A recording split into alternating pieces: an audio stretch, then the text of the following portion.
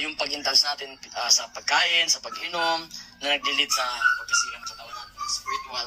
At the same time, ay tinatama tayo. Binibigyan tayo ng instructions na magkaroon tayo ng wisdom sa pag-avoid ng ikakapahamak natin, no?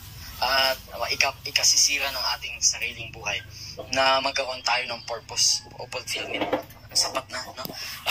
In verse 29, who has sorrow, who has strife, who has complaints, who has needless bruises, who has bloodshot eyes. Sino kaya ito? And tingnan natin ang verse 30, those... Ay, lopat. Natay-tay cellphone ng kuan.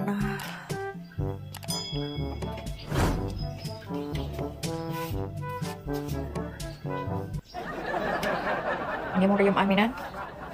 Balangag. Kangkong. Kan. Paria. Kita nyo? So, tingnan mo obra na. Tatanggat. Walwalisan lang. Kasta tubra na. Oh, di ba? Nagagut.